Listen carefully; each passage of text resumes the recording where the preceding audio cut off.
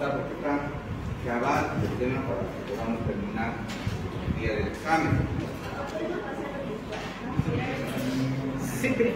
Sí, doctor. Por Zoom. Un Zoom y porque el examen lo habíamos quedado el día 19 sí, doctor.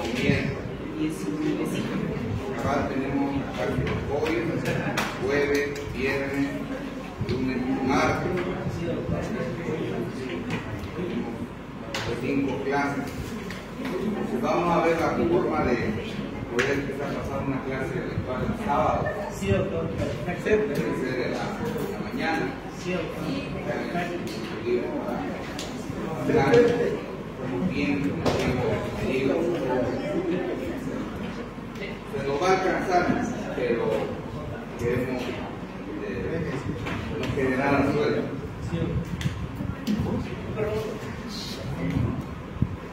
Muy bien. Pero de confirmarse o de descartarse el pago cívico nos va a dar bien el tiempo. Incluso el día del paro cívico podemos pasar, ¿no? Así como vamos el sábado más, tiene tiempo de estudiar sábado y domingo. El paro cívico podemos pasar en forma virtual en la noche, en la tarde, de las 6 hasta las 8, 9. Ya tengo una cuenta que no se corta. Bueno, entonces jóvenes, hemos quedado ayer en este tema de la gestión del programa de juego.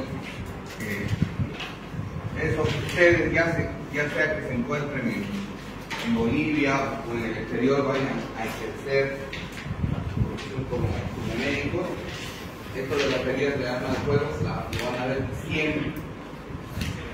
Y siempre van a haber gestiones de programa de juego que van a llegar al consultorio o a emergencia y van a querer, decimos vulgarmente, aquí van a querer tumbarlos, van a querer engañarlos, haciendo pensar que esas lesiones son por otra causa que no sean medidas de programa de juego.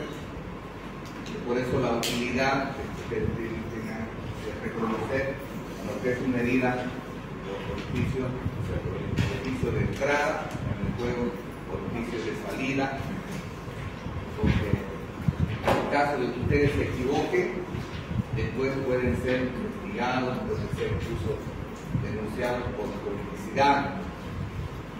Por eso es que siempre yo les decía, es tan importante que este tipo de clases las den un médico legista, o sea, no es por echarme flores, no, pero el hecho de que todos estos problemas que el médico legal que yo les planteo, les pongo como ejemplo, yo los he vivido, y he vivido como médico por no tener ese conocimiento, ese delito que le falta para tener una formación completa, se equivocan y después son procesados.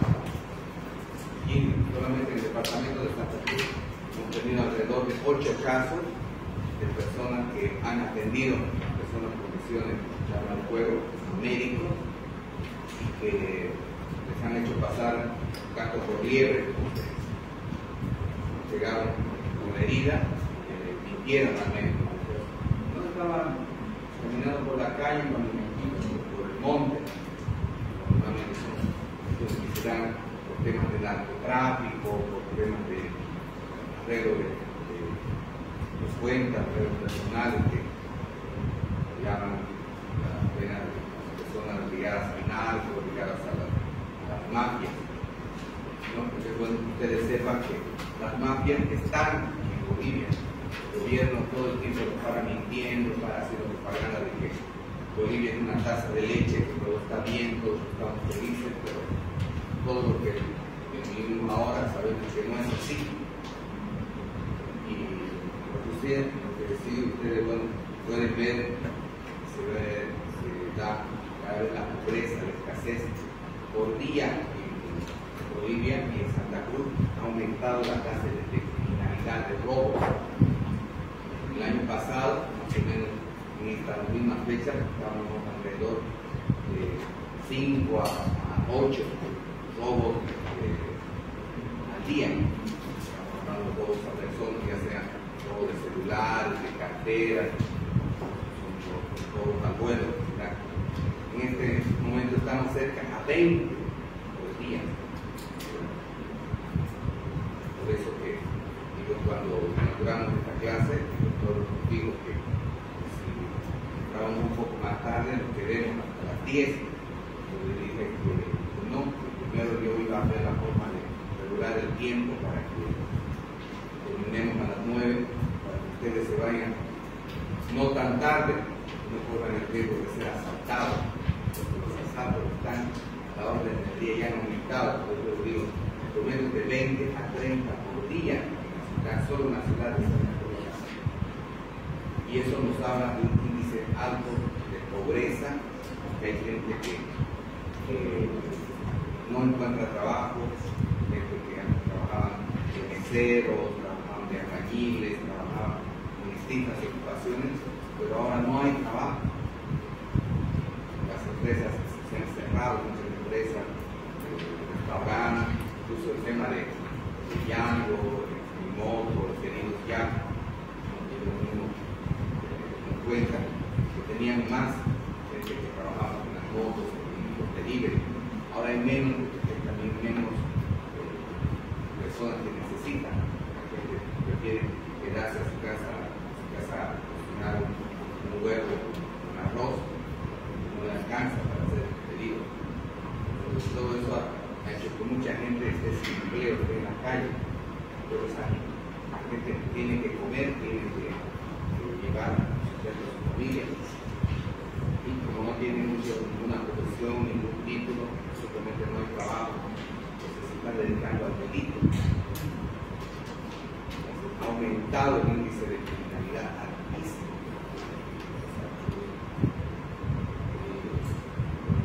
La recomendación es que vamos a llegar yo creo el momento que va a ser como Sao Paulo en Brasil. Ustedes 8 de la noche salen a la calle en una ciudad de 25 millones de habitantes, no ven a nadie en la calle, silencio en la calle, porque la gente tiene miedo a salir porque hay mucha delincuencia, mucha criminalidad. Y en Santa Cruz también es mejor no salir, es mejor quedarse en su casa si no quiere festejar algo, que quiere carnaval, que quiere feriado, puede salir, hacer puntos, mejor salir a bolichear, como se dice, mejor hacer cualquier cosa en su casa, ofrecerse un taxi de confianza, porque como les digo, las mafias están pululando en este momento. Hay 3 mafias identificadas: el Comando Vermello, que es de Sao Paulo, es una mafia internacional, el PCC, el primer comando de la capital, también de Brasil, y el Red de Aragua, que es el venezolano, la mafia internacional venezolana.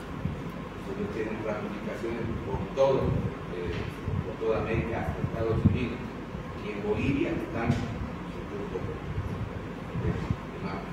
Se dedican a robo, partes de vehículos, extorsiones, secuestros, trata de personas, prostitución. Esos son los, y obviamente la droga, que es el máximo de ellos obtienen sus ingresos. Entonces, en muchos de estos casos se producen tiroteos entre bandas rivales, y muchos de esos casos llegan a las emergencias.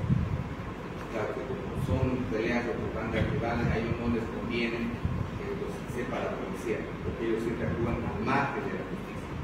Ellos hacen su justicia por su cuenta, por eso se dice ajuste de cuenta. Esto significa que es un arreglo entre mafias. Una mafia le roba a la otra, le entrega a la policía. Entonces, mientras menos intervención haya de la policía, mejor. Muchos llegan a los consultorios médicos y le dicen: no, se escuchó con un fierro, estaba yendo por el monte, estaba cazando y se escuchó con un fierro. En realidad es una herida al juego. Llega el momento en que el médico lo revisa y le cree, ¿no? Dice: así, dice que el programa de choque, por un fierro, anota eso en la historia clínica y le da de alta al paciente. Después la policía haciendo un seguimiento, pues se captura a los que han intervenido en el tiroteo y van haciendo seguimiento. ¿Dónde lo atendieron a este paciente? ¿Dónde llegó primero? En tal clínica, a ver, ¿por qué no fue y denunció? Ojo, todas estas heridas o lesiones de arma de fuego tienen que ser denunciadas obligatoriamente. Nosotros como médicos tenemos la obligación de denunciar. Por más que el paciente lo diga, por favor, no quiero que sepa nadie, no diga nadie, solamente cúreme, le voy a pagar lo que sea y me voy a ir. No diga nada. Nosotros no tenemos ni siquiera que preguntarle al paciente, ¿quiere que denuncie o no quiere que denuncie? Denuncia obligatoria. Recuerden el 2019 cuando hubo los tiroteos y la matanza, cuando hubo el fraude electoral. Ustedes saben, igual que yo, que no hubo golpe, hubo un fraude electoral, hubo una renuncia, hubieron varios muertos y en esos muertos llegaron varias personas que llegaron con heridas de arma de fuego, el norte entero, y llegaron a un hospital. Los médicos, 3 médicos que atendieron a esa persona, no denunciaron, simplemente los atendieron. Ellos tenían sus intereses de sus medios en el aspecto de que los muertos que han habido en 2019, eso es bueno que ustedes lo sepan, fueron la mayoría victimados por la misma gente que los mandaba. Por eso que en el peritaje que nosotros hicimos, descubrimos que los disparos venían de atrás hacia adelante. Entonces no se produjo como tal un enfrentamiento, como ellos dicen, ¿no? Porque por este lado venía la gente del MAS y por este lado estaban las fuerzas policiales, los militares, en esa dirección. Entonces, en este lugar cayeron las personas que fallecieron, pero lo extraño que nosotros después descubrimos es que las personas que habían fallecido, obviamente si hubiera sido por un enfrentamiento y por proyectiles militares, las heridas hubieran venido de frente. Estuvieran en la parte anterior del cuerpo. Nosotros descubrimos que en más de la mitad de los casos las heridas venían de atrás. La gente de ellos mismos, nosotros tenemos la teoría que fueron sicarios venezolanos o cubanos que fueron contratados para hacer lo que siempre han hecho durante toda la revolución y todas las guerras que han intervenido comunistas, socialistas, que es armar escenarios caóticos para echar la culpa a terceras personas. Ustedes saben que siempre este tipo de regímenes comunistas, ellos tienen que fabricar enemigos para sostenerse en el poder. Lo mismo hizo Kim Jong-un, hizo Mao Zedong, hizo Stalin, todos esos líderes autoritarios. Ellos, para mantenerse en el poder, tienen que fabricar 2 enemigos, un enemigo interno y un enemigo externo. Los enemigos internos generalmente son los ricos, los ricos, los terratenientes, en este caso los gambas, para nosotros. Un enemigo para enfrentar, para distraer la pobreza, para distraer su corrupción de ellos, para distraer la mala gestión que ellos han tenido como gobierno. Lanzan bombas de humo. Esas bombas de humo son un enemigo interno y un enemigo externo, que todo el tiempo para fabricando enemigos externos. Fabricaron un enemigo externo que era Chile. En Chile ya hace tiempo, desde el año 1904, que se firmó la paz definitiva entre Bolivia y Chile. Chile no es más enemigo de Bolivia. Es más, los chilenos se ríen de cuando se habla de un enfrentamiento en Bolivia, porque ellos dicen que ellos tienen sus fuerzas armadas tan preparadas, tienen el segundo ejército más poderoso de Sudamérica, los chilenos. Por eso ellos dicen, modo de chiste, ¿no? Si hay una pelea, si hay una guerra en Sudamérica, contra Sudamérica, dicen, a Brasil le vamos a ganar con la fuerza aérea, a Argentina le vamos a ganar con la fuerza naval, a Perú le vamos a ganar con el ejército, y a Bolivia con los Boy Scouts. Así menosprecian a Bolivia porque saben que el ejército boliviano es el más pobre de Sudamérica, no tiene poder militar, porque sabemos que las autoridades lo último que piensan es en defensa y proteger nuestro país. Entonces, desde el año 1904, Chile no es más enemigo de Bolivia, ni va a ser, no tienen interés, todos quieren quedarse con el territorio que nos quitaron y nada más. Pero ellos fabricaron este enemigo externo, hasta fuimos al juicio de la Haya por tener normalmente una salida más. Pero todos los que sabemos algo de historia sabíamos que eso iba a quedar en nada, que no iba a tener, que la Haya no nos iba a dar razón. Pero ellos fabricaron ese enemigo externo para con ese vigente sin el poder durante años, trayéndonos de la atención principal que son los problemas. Entonces, como les decía, en este caso ellos fabrican un enemigo interno, nos hacen pelear entre nosotros y después los muertos se los echan al gobierno de Yanine Áñez. Por eso en este momento Yanine Áñez y el gobernador Camacho están detenidos. A ellos les echan la culpa de estos muertos que ellos mismos provocaron. Fíjense cómo arman de forma tan astuta los casos, porque son casos armados. Nosotros, porque como por eso lo he visto y lo puedo evidenciar. Nunca nos dieron una respuesta a eso. ¿Por qué los disparos venían de atrás? No venían de adelante.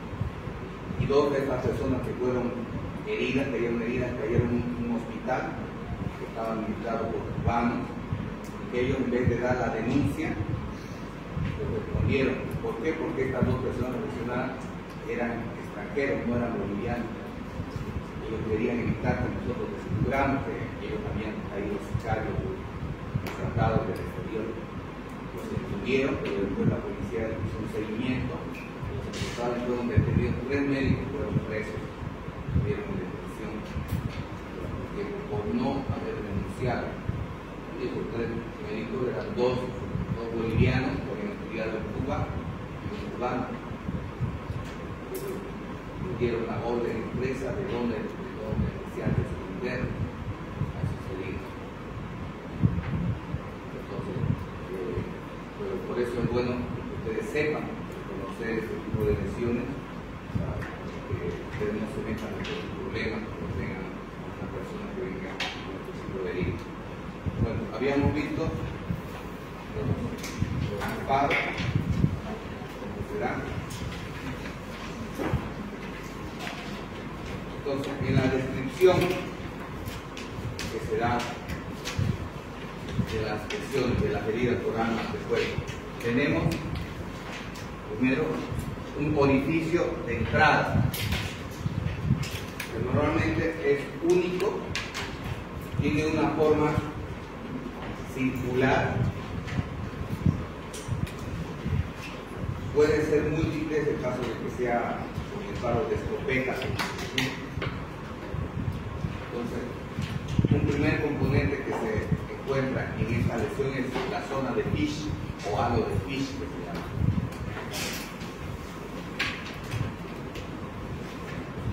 Entonces, en esta zona de Fish se describen 2 anillos completos o incompletos de adentro hacia afuera.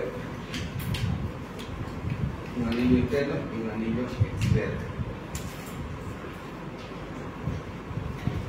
Primero es el anillo de enjugamiento o halo de limpieza y después está el halo de contusión.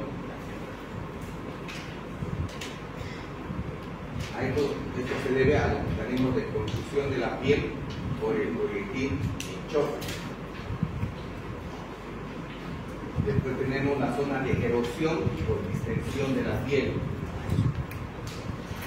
zona más externa. Esto se debe al frotamiento, a la frotación del proyectil sobre la piel definida, que se llama la lesión en dedo del guante. Y también se debe a la limpieza del proyectil a su paso por el edificio, de la suciedad que puede llevar. Después tenemos una zona de tatuaje verdadero, que está constituida por los fragmentos de pólvora no deflagrada, por eso se llama tatuaje verdadero, que se ve como una zona de un tatuaje alrededor.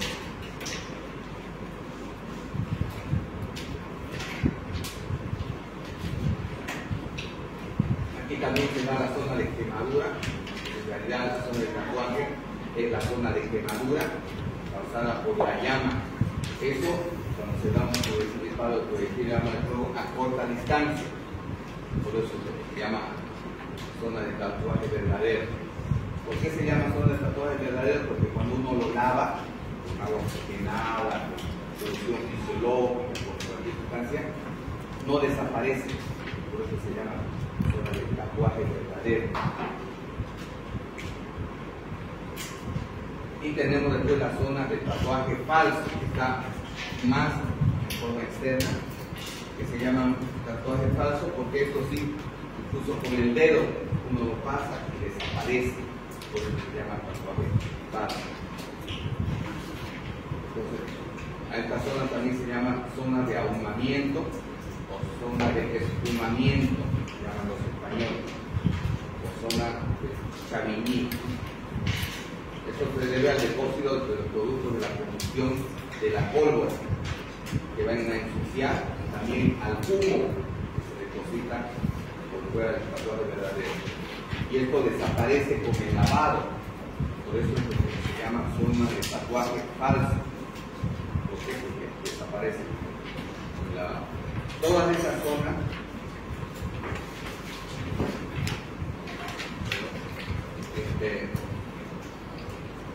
no necesariamente van a estar presentes todas las heridas de fuego. Todo esto completo se va a dar en las heridas producidas por los disparos de arma de fuego a corta distancia. ¿Cuánto decimos a corta distancia? Entre 60 a 80 centímetros.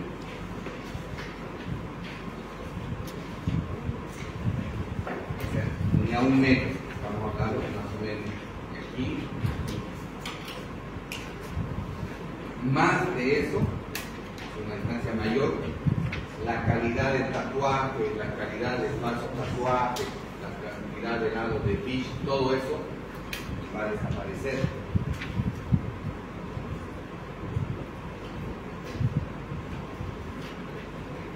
Entonces fíjense en la primera lesión, donde vemos un orificio de entrada de proyectil de arma de fuego a boca tocante, dicen los argentinos, también se llama a boca de jarro, donde todo esto que hemos visto se va a observar. Y sobre todo se da la zona de tatuaje verdadero, se da de forma bien marcada, porque como se dice, era a boca tocante, el cañón del arma estaba en contacto con la piel y produce una quemadura. Después todos estos elementos los vamos a ir distinguiendo, ¿no? De los de Fish, tatuaje falso, tatuaje verdadero, todo esto. Ahora fíjense lo que es la diferencia entre un orificio de entrada y un orificio de salida. Entonces la teoría nos dice que el orificio de entrada siempre va a ser más pequeño. Generalmente va a ser circular, porque es el lugar donde está entrando el fuego. Puede tener un tamaño de 0,5 o 1 centímetro, o máximo que puede tener hasta 1,5, estamos hablando de armas de fuego de gran potencia, pero no va a ser más grande. 1 centímetro, por lo menos en la experiencia, es lo máximo que se usa. Normalmente el orificio de entrada es pequeño, porque se hace. a diferencia del orificio de salida. El orificio de salida, su forma ya es más irregular, incluso puede ser estrellada. Una herida y medio. Porque como dice su nombre, es el orificio de salida. La piel explota, estalla al salir. Por lo tanto, va a tener una forma totalmente irregular.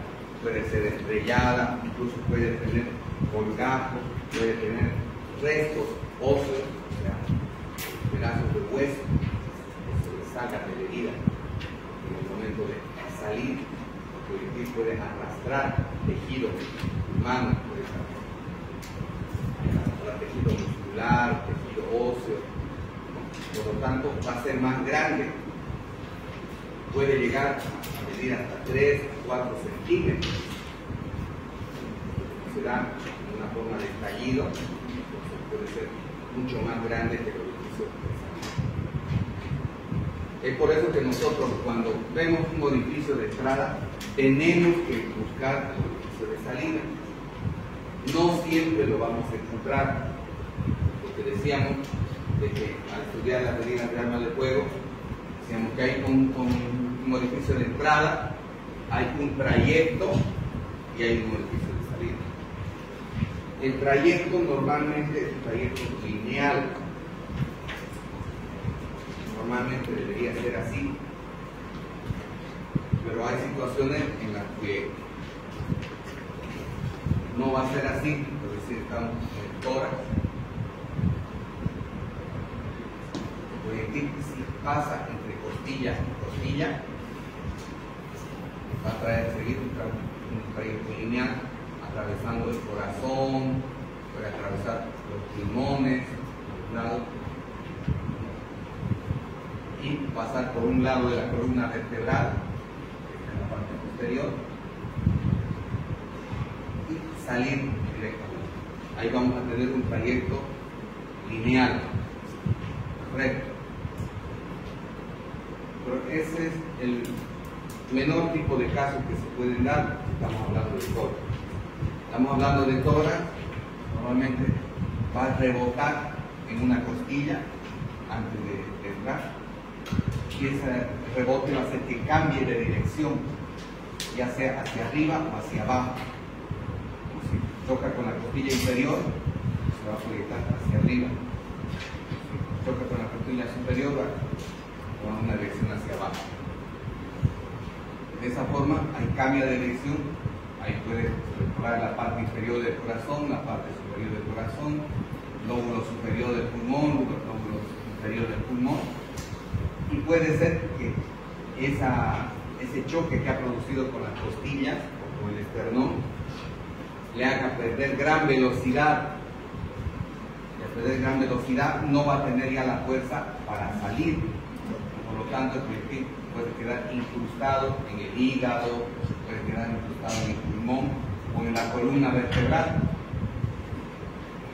Entonces, en ese caso, vamos a tener situaciones en las que vamos a ver una herida de entrada y ninguna herida de salida.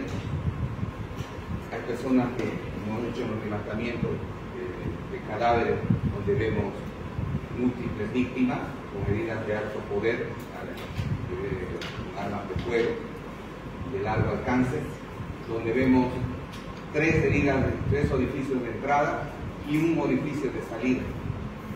A veces solamente un proyectil salió y los 2 quedaron adentro. ¿Y por qué para nosotros es importante eso? Porque tenemos que buscar esos proyectiles. Tenemos que entrar, cortar, ir buscando. Hoy en día, felizmente, con la aparición de los rayos X, aunque no siempre tenemos disponibilidad de rayos X, tenemos que ir buscando y cortando pedazos de tejido hasta obtener los lugares. Hemos tenido casos, jóvenes, por ejemplo, de que la herida de arma de fuego estaba en la cabeza, en región frontal. Y hemos encontrado el proyectil en la región pélvica.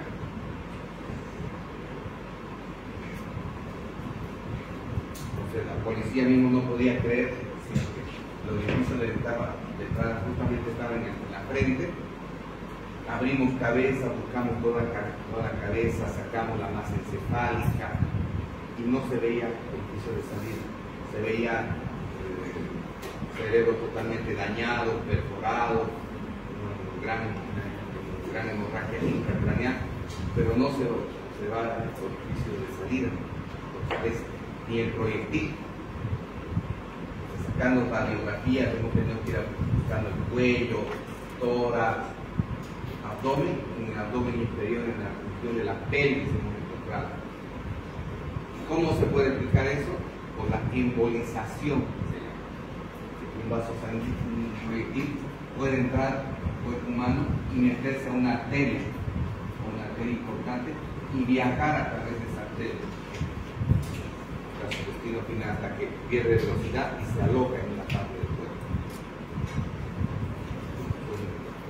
Son casos relativamente frecuentes, por eso es que no tenemos nosotros que descartar ninguna posición, ninguna situación en la que no encontramos orificio de salida, es decir, se perdió, no hay, tenemos que sí o sí encontrar el orificio, porque esa es la prueba que uno va a permitir hacer con balística. Ojo, que todo proyectil, por más que se pierde, nosotros lo encontramos, lo tenemos que mandar al laboratorio para que la policía, una vez haga el secuestro de la supuesta arma que ha producido el disparo, hagan una comparación microscópica del proyectil con el cañón para ver si corresponde el tipo de cañón o de proyectil. Esas son pruebas de balística que nos permiten saber con exactitud si esa arma ha disparado ese proyectil, por lo tanto si esa persona ha sido el autor o la autora de ese disparo.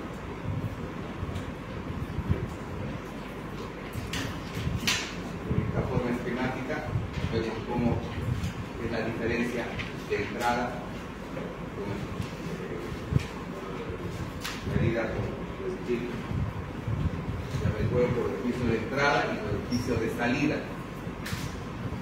Miren ustedes la diferencia. En la parte superior vemos una medida de entrada de diferente diámetro y de diferente distancia también.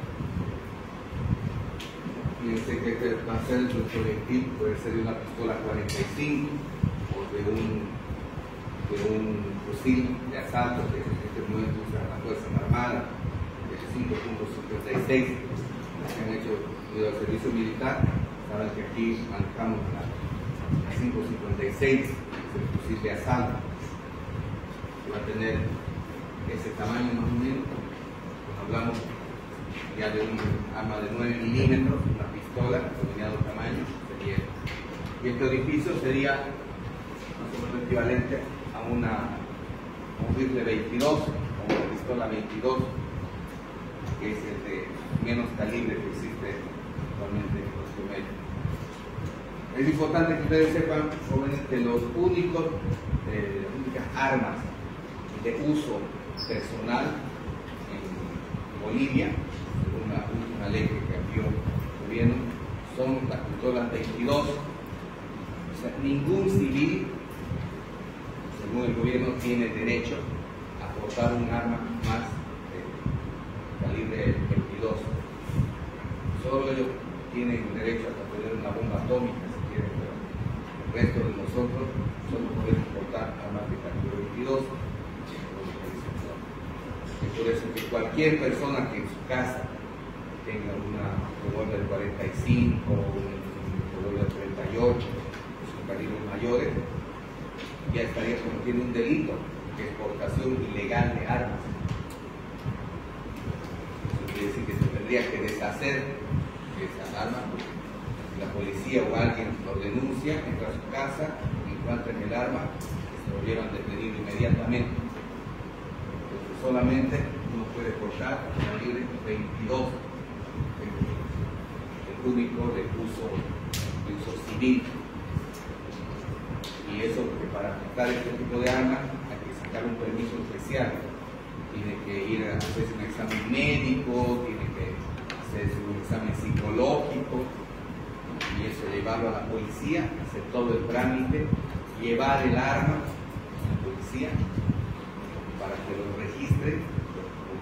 Los autos tienen un número de registro, tiene cada arma. Tiene que mostrar la factura de dónde ha comprado el arma para saber que no es un arma robada o que ha pertenecido a algún delincuente. Y recién no sé cuánto tiene que pagar aparte de la licencia, porque le dan una licencia de portar armas, y recién puede tenerla en su poder. Y supuestamente la conversión no puede llevarla consigo, tiene que tenerla en su casa. Igual se la lleva en su bolsillo en la calle, encuentra por ahí, igual lo arresta por más que tenga licencia. Por último, no a cualquier persona le dan la licencia. Uno tiene que demostrar que ha sido amenazado de muerte por alguien, que alguien lo está persiguiendo. Simplemente dice, no solo quiero defenderme, quiero, o si se entra un ladrón a mi casa, saber cómo defenderme, no le dan. Tiene que haber una causa justificada. Pero en realidad sabemos que estos son normas políticas que crea el gobierno para dejar desarmada a la población, y ellos están armados por todos los dientes. Porque nosotros los que somos de Santa Cruz sabemos que la mayor parte de nuestros familiares, nuestros abuelos, nuestros padres, tenían un arma de fuego para cazar, porque es una región de Santa Cruz donde siempre han habido muchos animales de caza. La cacería siempre es una actividad muy extendida, por lo tanto en cada casa por lo menos antes siempre había un arma de fuego, y no era una 22, sabemos que la 22 incluso ni para la casa sirve. A un anta deben con una 22 no le hacen ni cosquillas. Cuando una persona es fueruda le dicen cuero de anta, le dicen. Así es el cuero de anta. Rebota la bala 22. Tiene que usar un calibre mayor. Pero bueno, eso es para su conocimiento de ustedes, que solamente una persona puede portar calibre 22, que sería este. Pero esto también, los oficios de entrada, fíjense ustedes, la diferencia no solamente tiene que ver con el calibre, sino también con la distancia. En este caso se trataría de un disparo a corta distancia, de 60 a 80 centímetros. En este caso, la distancia ya de 80 centímetros a 5 metros, y aquí estamos hablando de un disparo a más de 5 metros. Y mientras más lejos sea el disparo, la calidad de tatuaje, la calidad de ángulo de ficha, pues va desapareciendo. Y desde que el orificio de salida, fíjense, de forma irregular, puede ser lineal, que parece una cortadura, puede ser ligeramente redondeado, puede ser estrellado, puede tener todas las formas que ustedes se imaginen, y eso nos permite distinguir cuál es el orificio de entrada y cuál es el orificio de salida.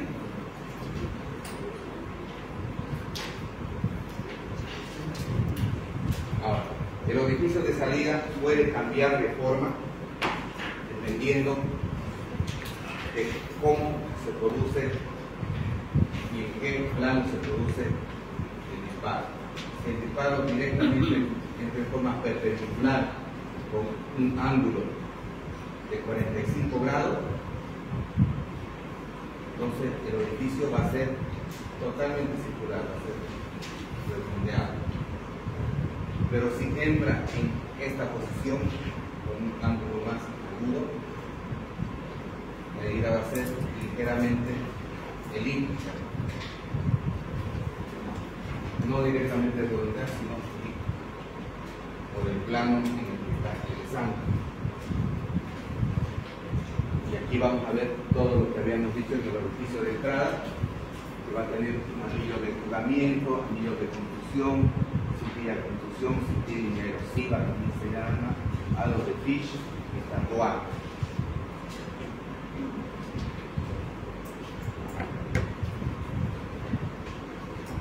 ese negrito sería el tatuaje. Sí, el tatuaje. Eso. Sí.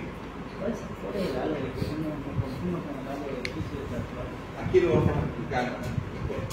El orificio de trazo. Fíjense ustedes que primero viene el orificio propiamente dicho, que está en color rojo. Después está el anillo de jugamiento, que se llama, que está directamente por fuera. Después tenemos el anillo de confusión, ¿no? Que está por fuera. El anillo de chamuscamiento, que también ya ven en algunos lados, que ya tiene que ver con la pólvora, ¿no? De flagelada, la zona de ahumamiento, la forma más externa, y el tatuaje de pólvora, ¿no? Que es el tatuaje, el falso tatuaje. Todo esto significa el halo de Fish, tiene ese nombre. Todo eso se conoce como halo de Fish.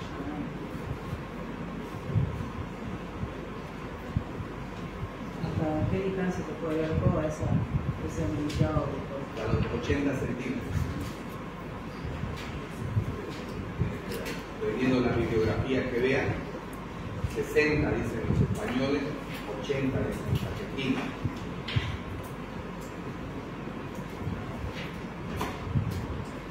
Nosotros estamos tratando de crear una nueva escuela de medicina forense con nuestras propias normas, nuestros propios valores que nosotros manejamos. Estamos preparando un libro al respecto para los colegas más. Como verán, la mayor parte de los libros que nosotros utilizamos tienen que ver con la escuela argentina, la escuela española, la escuela costarricense, que también es muy buena, el libro de Vargas Alvarado, y también la escuela colombiana. Ahora, normalmente cuando hablamos de lesiones, medicina legal, las escuelas que más han avanzado lamentablemente son los países que más muertos han tenido y más guerras suceden. Por ejemplo, Colombia, hace más de 60 años vive una guerra civil que no acaba. En Colombia es normal, cuando ustedes van, seguramente en un momento van a ir a los congresos internacionales, siempre lo invitan. Es normal que en un día normal aparezcan 3 muertos, 4 muertos, en consecuencia de los comportamientos de la guerrilla en Colombia. Y la mayoría son por los servicios de proyectil de arma de fuego. Entonces aquí vemos otra diferencia. Vemos que el orificio de entrada va a ser redondeado y va a presentar todo lo que habíamos visto: el anillo de empujamiento, el anillo de construcción, tatuaje y falso tatuaje. El tatuaje, ya les había dicho que es producido por la quemadura del proyectil caliente. El proyectil sale con producto de una explosión de la pólvora. Por tanto, va a salir caliente y va a producir una quemadura. Ese es el tatuaje verdadero. La zona de ahumamiento, la zona de falso tatuaje, que como dice su nombre se da por el humo. Obviamente eso ya no se va a ver a una distancia de 20, 30 metros, no se va a ver apenas a 30 metros, a 50 metros, a 100 metros, porque se va a ver el anillo de empujamiento y el halo de construcción. Posiblemente ya no lleguemos a ver tatuaje, ya no lleguemos a ver empujamiento. El orificio de salida es más grande, más irregular, y esto que es importante, tiene bordes invertidos. Los bordes están hacia afuera,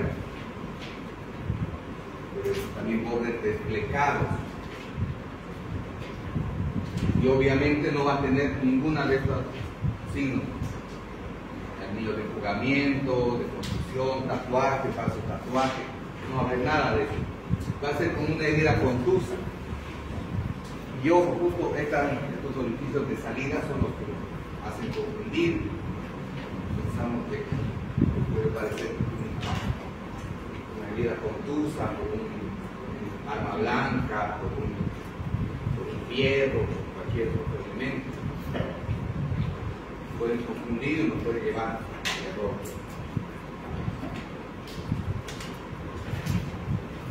Hay un signo que se manifiesta, que es el signo de Yud o Gardner, que es una zona rojiza, demasiado incluso escoriada, que se produce por el contacto del cañón con la piel. Esto se produce en los disparos por contacto. Se produce por el calor excesivo del cañón que está en contacto con la piel, que va a dejar esa impronta. Impronta significa esa huella. Entonces, que hablamos de huella, nosotros en medicina legal no decimos huella, decimos impronta. Esa palabra es bien importante utilizarla en medicina. Es decir, huella es impronta.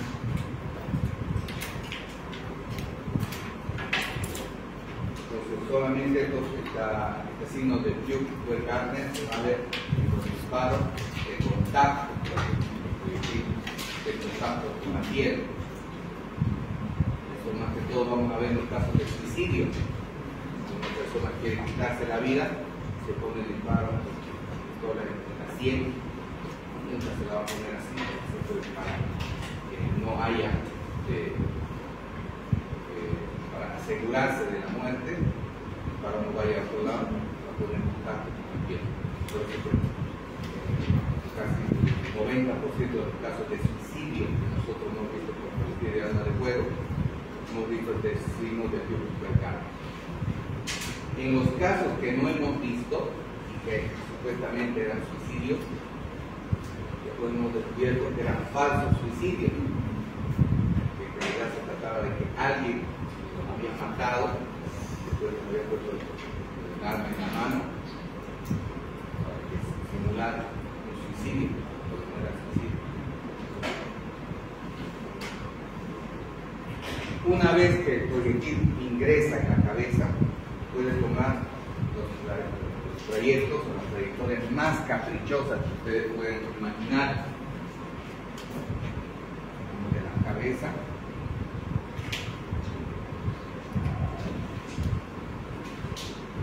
puede entrar por el área frontal, chocar contra el etmoides, y ahí cambiar de dirección arriba, abajo, puede fracturar, puede quedarse ahí, o una vez que han fracturado, puede salir en otra dirección. El caso más extraño que nosotros hemos podido ver ha sido de un ciudadano, un súbdito chino que tenía problemas psiquiátricos, que se disparó un disparo en la cabeza y sobrevivió, y hasta ahora está vivo. Pero fue un caso más extraño que nosotros vimos, que se dispara en la región de la sien. Entonces, cuando nos los traen vivo a emergencia, pero ¿cómo puede estar vivo simplemente hacer disparar en la cabeza? Estaba vivo y estaba despierto y se moría, pero estaba como atontado, no hablaba español,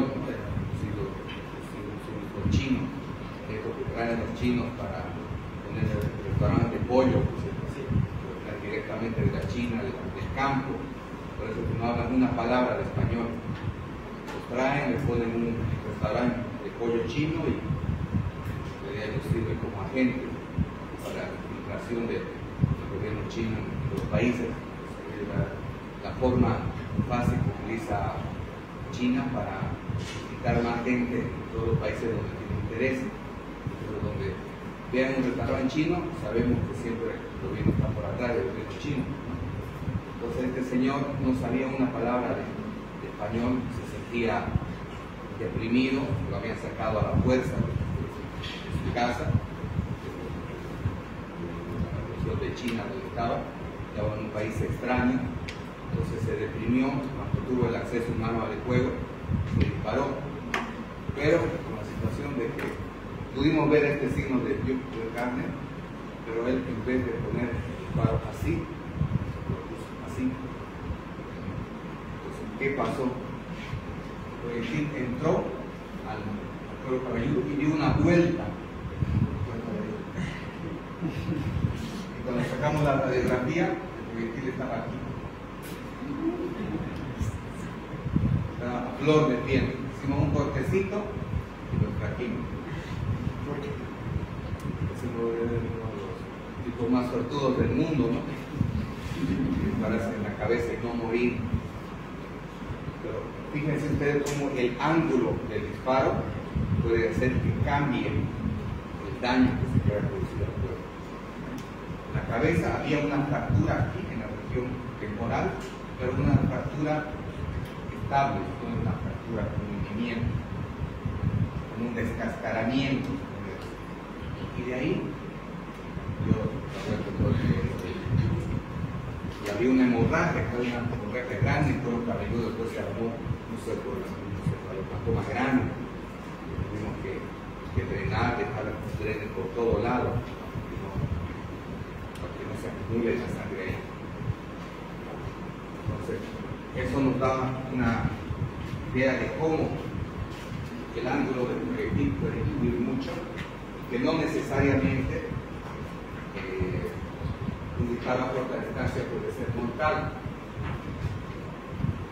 Porque yo les hago esta pregunta: ¿ustedes piensan de que un disparo a 20 metros es más letal que un disparo a 80 centímetros? ¿Cuál será más letal?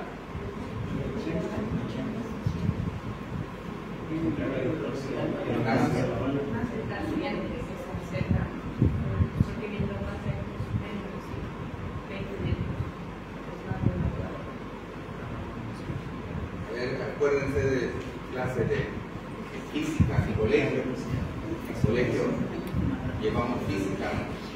También llevamos eso.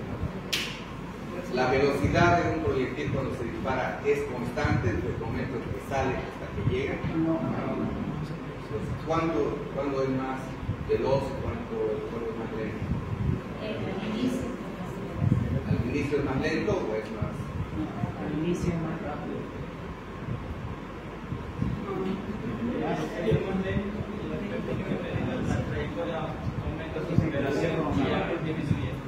Exactamente.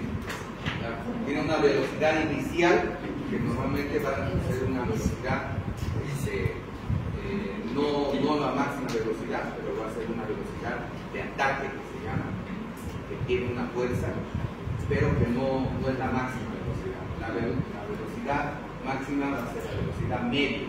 Entonces hay una fórmula que nos enseñaban en física, la velocidad media, y después la velocidad final, que va a ser la más lenta.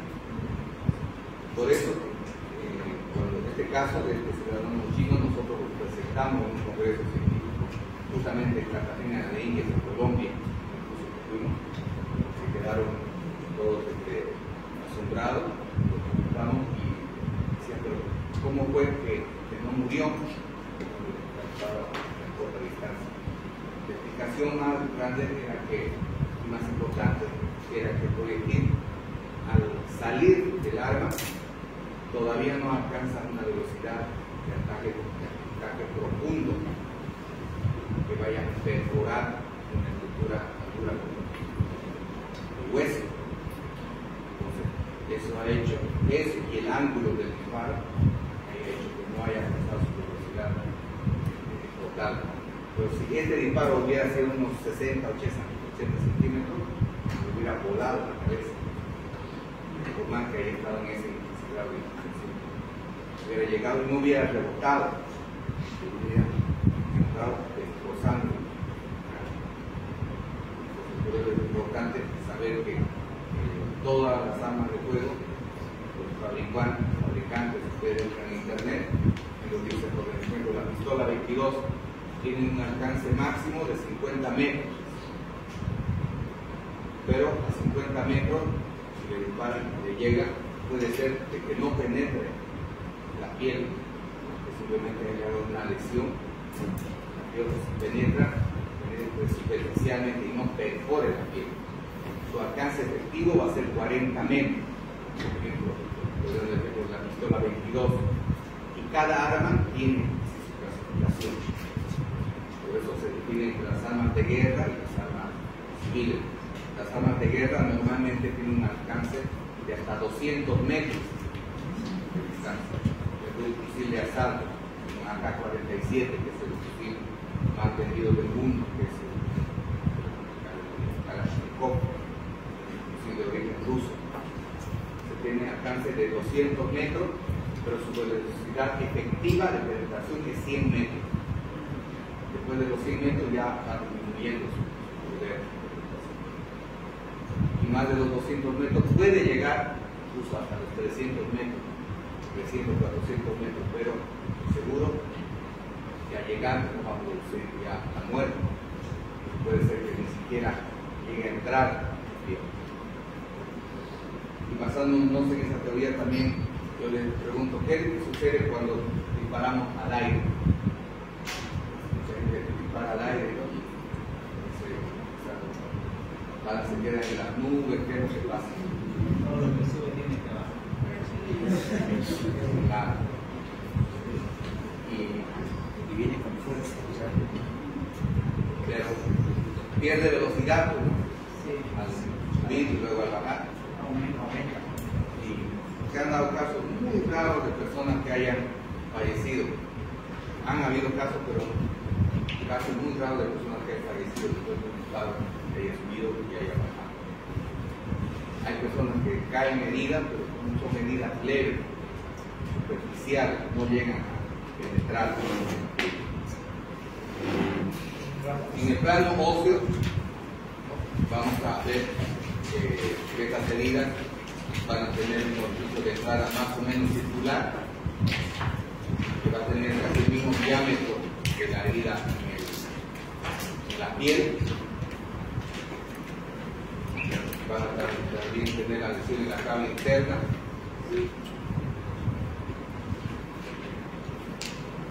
Y aquí se puede dar el signo del embudo, dependiendo de la fuerza del proyectil. Puede llegar a producirse en tabla interna.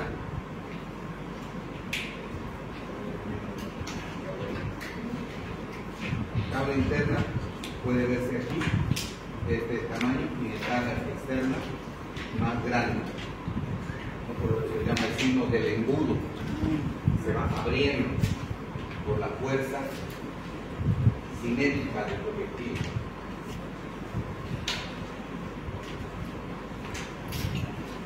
El cuestionamiento que tenemos que hacernos nosotros en lo que es la medicina es la etiología, ¿cuál es la etiología? Puede ser homicidia, suicidio, accidente. Entonces, cuando nosotros vemos una herida, tenemos que determinar cualquiera de las tres etiologías. En orden de casuística, tenemos en nuestro medio las heridas por arma de fuego más frecuentes se dan por homicidio. Una persona quiere quitar la vida a otra persona, ya sea con esos enfrentamientos entre narcotraficantes, entre las mafias que hay. La etiología de intencionalidad es homicida. Estamos hablando de más del 50%.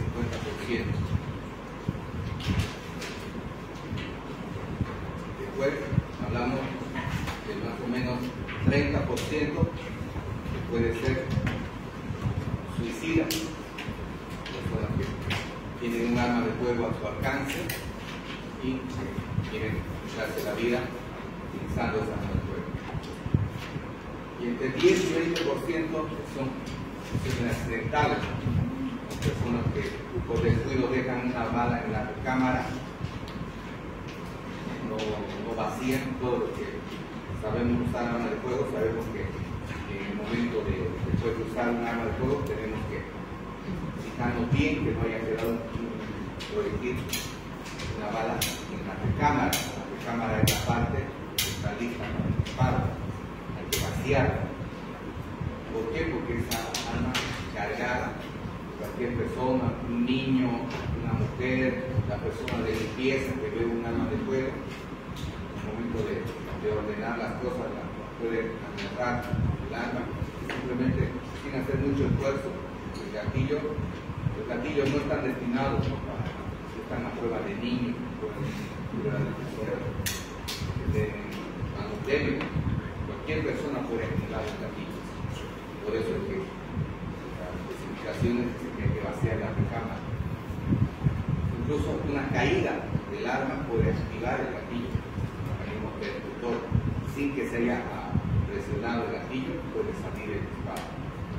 Y en esos casos se dan lesiones por disparo de forma accidental. Y eso es lo que siempre planteamos. Las consideraciones médico-legales de suicidio, homicidio o accidente. Ustedes, jóvenes, saben que se gradúen, sean médicos, cualquier herida, programa de fuego, siempre tienen que plantearse estas preguntas. Si la persona que está usando el arma de fuego tenía una intencionalidad suicida, homicida o tuvo un accidente. Porque hay muchos casos muy tristes que nosotros hemos visto, de los cazadores. Estaban siguiendo un venadito, un cazador de Río Grande, y lo habían perseguido toda la noche. No podían pasar, se paraban y no llegaban. Bueno, al último de idea, y digámonos, vamos a andar por este lado y vamos a andar por este otro lado. Se dieron la vuelta, uno de ellos vio que algo se movía, pensaba que era el venadito, le disparó y era su amigo. Y lo mató a su amigo. Fue un homicidio involuntario, pero igual fue a la cárcel. Con la pena de haberlo matado a su amigo, le quitó la vida. Son disparos accidentales, es un accidente. Si bien él quería disparar, quería matar a alguien, pero era un animalito, no a su amigo. Se llama homicidio por accidente, pero homicidio culposo. Pero igual tiene la pena de cárcel, no tiene la misma pena de cárcel que un homicidio, propiamente dicho, o un asesinato, pero igual que en cárcel. Bueno, entonces hasta aquí vamos a ver el tema de homicidio, solamente ya para mañana está el tema de quemadura. Es bueno que ya vayan viendo quemadura, porque mañana vamos a ver quemadura, quemado, vamos a ver asfixia y nos quedaría de tanatología. Y eso nos está viendo para terminar. Belleza,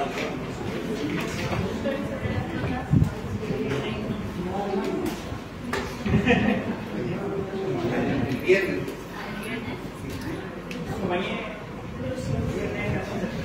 La lista que nos tiene. No pasé por la fiesta.